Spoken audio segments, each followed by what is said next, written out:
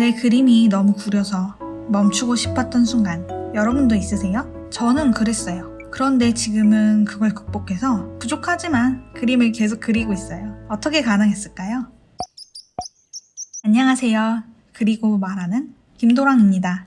저는 그림을 그려놓고 마음에 안 들어서 지워버린 적이 많았어요. 그림을 그리고 싶은데 완성된 제 그림을 보면 괴로운 거죠. 잘하는 사람들과 비교하면 진짜 그림 못 그리겠더라고요.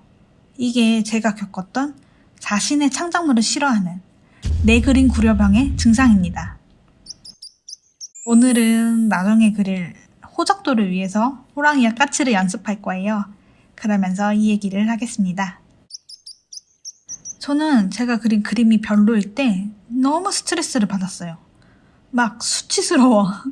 내가 이것밖에 안 되는 사람인가 싶어서요. 좀 유난이죠. 제가 그림을 좀 못 그린다고 해서 큰 문제 생기는 거 아니잖아요. 지금 생각해보니까 그때의 저는 창작물의 가치와 제 가치를 거의 동일시했던 거예요. 나중에 찾아보니까 인정욕구, 완벽주의 이런 것들하고 관련이 있더라고요. 여러분들도 한 번씩 들어보셨을 거라고 생각해요. 어릴 때 잘했을 때만 칭찬받거나 이러면 외부로부터의 인정을 과하게 추구해서 내가 한 행동들 하나하나조차 남에게 안 좋게 보일까봐, 이상하게 보일까봐 하는 거예요. 그 증상 중 하나가 아무도 해명을 요구하지 않았는데 스스로에게 자신의 상태를 해명해요. 만약에 내가 그림을 못 그렸잖아요. 그러면 나한테 스스로 이렇게 말을 하는 거예요. 나는 그림 실력 없지만 적어도 안목은 있는 사람이야. 그래서 알아. 내 그림 부족한 거 나도 알아. 그래, 내 그림 구려. 알고 있다고. 이렇게 자신에게 해명을 하는 거예요. 그리고 내 그림을 싫어하게 되는 거죠. 제가 생각했을 땐 이 병은 발생 시기가 있어요. 분명히 처음 그림을 그리고 글을 쓸 때는 대부분 너무 좋고 재밌어서 하는 거잖아요. 근데 이게 조금 발전해서 사람들 앞에 선보일 정도로 실력이 늘었을 때 주로 발병을 하는 것 같더라고요. 근데 이때 이 약물고 실력을 쌓은 중급자가 되면은 내 그림 구려 상태가 병까지 이어지지 않아요. 내가 개선을 위해서 반성적 피드백을 하면서 구린 상태에서 벗어나는 실질적인 활동을 할 수 있거든요. 내 그림의 어떤 부분이 싫은지를 알고 고치기 위해 노력을 하는 거죠. 문제는 내 그림 구려병이 너무 심각하게 오래 걸리면 창작을 이어가기가 힘들어요. 난 재능도 없는데 시간을 내다버리고 있는 거 아니야? 이런 생각도 들고 나의 부족한 능력이 그림을 그려서 눈에 딱 보이니까 수치스럽고 그래서 이 구간에서 창작을 포기한 사람들을 저는 정말 많이 봤어요.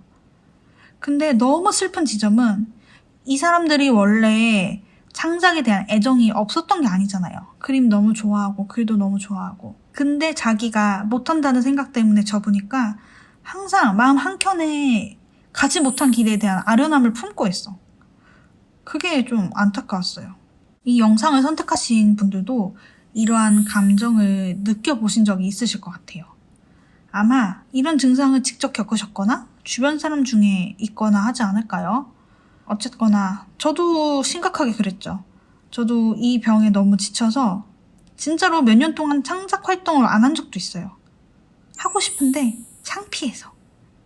그러다가 이 병이 낫는 계기가 생겼습니다. 어느 날 친구가 그림을 그려달라고 부탁을 하는 거예요. 엄청 간단한 거였는데 꽃게를 캐릭터처럼 몇 개 그려달래요. 용도는 잘 기억이 안 나는데 엄청 쉬웠어요. 금방 했어요. 한 15분? 20분 만에 그려줬던 것 같아요. 근데 그려주니까 얘가 엄청 좋아하는 거예요.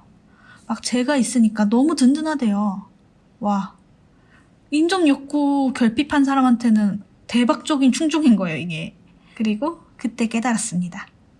내 그림이 테크닉적으로 부족해도 누군가를 기쁘게 할 수 있구나. 그때부터 저는 그림에 대한 접근법이 조금 달라졌어요. 대놓고 사람들에게 인정받는 수단으로 그림을 이용하기 시작했어요. 그때 카톡 프로필에 일러스트 프로필 하는 거 조금 유행했거든요.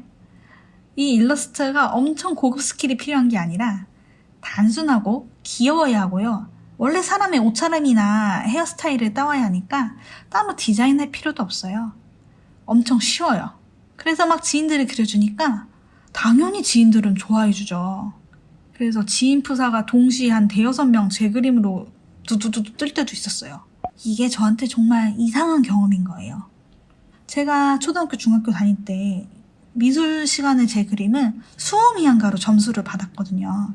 그림이 부위별로 평가를 받았단 말이에요. 부모님도 제 그림을 엄청 반겨주시진 않았어요. 공부해야지 무슨 그림을 그려. 그러다가 무조건 제 그림이 환영받는 상황을 제가 이렇게 연출해낸 거예요. 저는 제 그림에 목적을 부여하기 시작했어요. 이렇게 하다 보니까 제 그림이 마음에 들더라고요. 왜냐하면 제 그림은 비록 테크닉은 저 존잘님보다 떨어질지언정 제가 의도한 역할을 충분히 수행했기 때문이에요. 네, 목적 부여. 이 간단한 방법으로 저는 그림과 분리가 되었어요. 더 이상 그림의 가치와 제 가치를 동일시하지 않게 된 거죠. 그림이 좋아지니 저절로 계속 그림을 그리게 되었고 당연히 실력이 꾸준히 늘기 시작했어요. 이제는 남들만을 위한 그림이 아니라 저를 위한 그림도 많이 그리기 시작했고요. 여러분은 자신의 창작물을 어떻게 바라보고 계시나요? 어디서 가치를 찾으시는지 궁금하네요. 아마 모두가 각자의 가치관이 있을 거예요. 인생을 예술에 부어 넣는 분들도 계시고요. 하지만 저는 명장의 길을 가는 사람은 아니잖아요. 저는 창작과 저를 분리해냈을 때 오히려 제 창작을 좋아할 수 있는 사람이었어요. 만약 저처럼 내 그림 구려병에 힘드신 적이 있었다면 이렇게 해보세요. 그림에 실현 가능한 기능과 목적을 의도하세요. 이때 너무 거창한 기능을 요구하면 안 돼요. 누군가를 기쁘게 해주거나 나의 메시지를 표현하는 도구, 이렇게 보시는 게 더 쉬운 접근일 거예요. 그림만이 아니라 다른 창작물도 마찬가지예요. 여러분의 의도가 창작품을 통해 성취가 되었을 때 그 창작물은 더 이상 구린 애가 아니에요. 자기 역할을 충분히 수행한 기특한 애가 되는 거죠.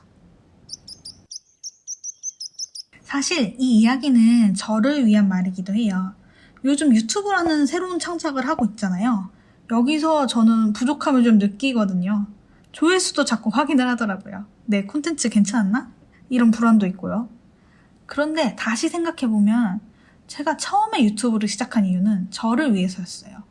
그래서 첫 영상을 보면 화면도 엉망진창이고 막 울분에 차서 뭐라고 하는지도 모르겠고 근데 저는 그거 하면서 너무 좋았거든요. 그 마구한다는 쾌감이 있었어요. 물론 지금은 저에게도 여러분에게도 좋은 컨텐츠를 만들고 싶어요. 그래야 제가 여러분과 소통할 수 있는 자격을 얻게 된다고 생각해요. 아까 말한 거에 대입해보면 이 영상은 저와 여러분이 소통을 하기 위한 도구예요.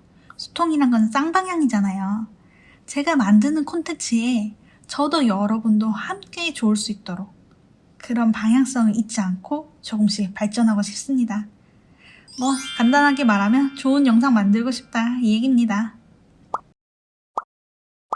제가 찾은 이 방법이 여러분 중 누군가 창작에 막힌 분들에게 도움이 됐으면 좋겠어요. 세상에 사람은 다양하니까 저랑 안 맞는 분도 있을 수 있지만 또 이런 사고가 참고가 되실 수도 있잖아요. 그리고 저도 부족하고 더딜지언정 멈추지 않을 거예요. 지금까지 김도랑이었습니다. 감사합니다.